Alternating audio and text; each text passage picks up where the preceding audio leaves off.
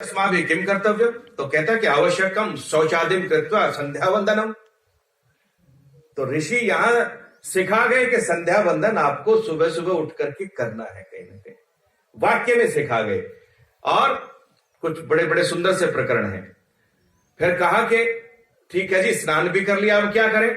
तो कहा कि अग्निहोत्रम विधाय पठत, अग्निहोत्र भी करके अब पढ़ना प्रारंभ कर दीजिए। तो लिखा कि विद्वान कौन हो, विद्वान की परिभाषा लिखी आचार्य श्री ने। तो लिखा कि प्रश्न किया, को विद्वान भवितुम अर्हति। तो लिखा यह सदाचारी, प्राज्ञ है, पुरुषार्थी भवेत। ऐसी सुंदर व्याख्या ऋषि लिख रहे। केवल संस्कृत वाक्य प्रबोध वाक्य पढ़ा रहे हैं, लेकिन वाक्यों के साथ साथ ये सूत्र सारे मिलाकर के पढ़ा रहे हैं। एक और लिखा कि दृशात आचार्यात आदित्य पंडितो भवितुम शक्नोति। कैसे आचार्य से पढ़ करके पंडित हो सकता हूं? एक आचार्य बड़ी सूत्र शैली में बात करते हैं। एक वाक्य लिखा, अनुचानता, खत्म। अनुचानत है, जो परंपरा से पढ़ा लिखा विद्वान आचार्य है, पूर्ण विद्यावान है, उसके साथ मिलकर के पढ़ा लेते हैं। एक और लिखा, ये छोड़ देता हूं सारे, अंतिम बार। धर्म है किम लक्षणों अस्ति इति पृच्छामि। धर्म का क्या लक्षण है, ऐसा एक संस्कृत वाक्य प्रबोध में एक वाक्य लिखा, क्योंकि धर्म को डिफाइन करना बड़ा मुश्किल काम है।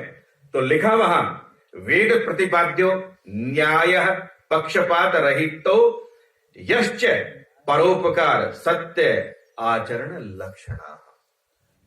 पढ़ा गए ऋषि वहां संस्कृत वाक्य प्रबोध में, संस्कृत सिखाते सिखाते धर्म के लक्षण पढ़ा गए कि भाई वेद प्रतिपाद्य जो है, न्याय है, पक्षपात से रहित है, परोपकार, सत्य और आचरण से जो युक्त है, उसका नाम धर्म है।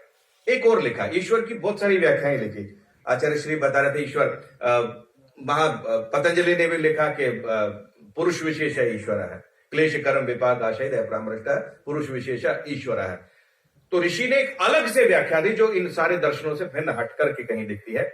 ईश्वर को अस्ति इति ब्रूहि, बताओ ईश्वर कौन है? तो लिखा, यो सच्चिदानंद स्वरूप है, सत्य गुण कर्म स्वभाव ईश्वर। क्या सुंदर सा व्याख्या कहा। एक और कहा कि मनुष्यों को कैसा परस्पर व्यवहार करना चाहिए, मनुष्य ही परस्परम कथम वर्तितव्यम। तो लिखा, धर्म, सुशीलता, परोपकारी सह यथा योग्यम। यथा योग्यम लिख करके ऐसा नहीं कि कोई चोर आए तो उसके साथ भी वैसा व्यवहार करना चाहिए। तो कितने सुंदर उदाहरण उन्होंने रखे। एक और अंतिम बात दो वाक्य में कह करके छोड़ देता हूं। कहा कि राजा कैसा होना चाहिए, क्योंकि राजाओं के साथ मिलते थे, राजाओं को पढ़ाते थे। राजा को भवितुम शक्नोति। तो लिखा कि यो धार्मिकाणाम सभायाः अधिपतित्वे योग्यो भवति। क्या सुंदर वाक्य लिखा। राजा कौन हो सकता है?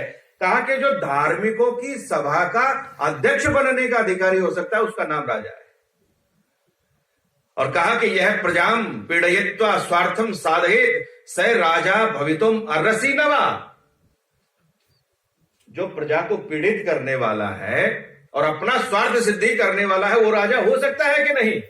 तो लिखा, 3 बार लिखा, नहीं नहीं नहीं, सहतु दस्यु खलु। ऐसा सुंदर वाक्य महर्षि दयानंद लिखते हैं।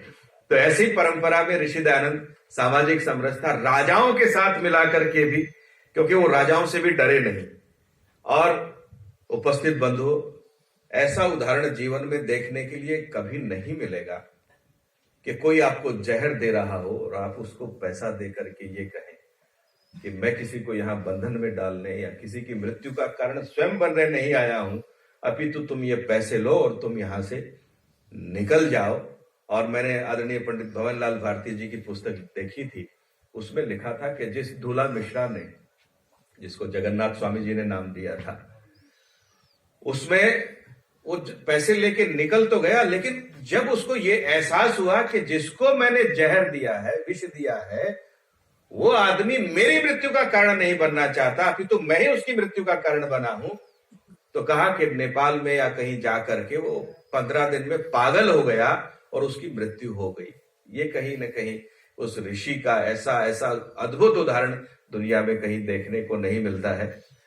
ये विषय ऐसा है और ऋषि परंपरा पर इतना सुंदर संगोष्ठी का आयोजन, और इसमें जो प्रातःकालीन जो सत्र बहुत शानदार चल रहा था, ऐसे बड़े बड़े आचार्यों को देखना मात्र अपने आप में बहुत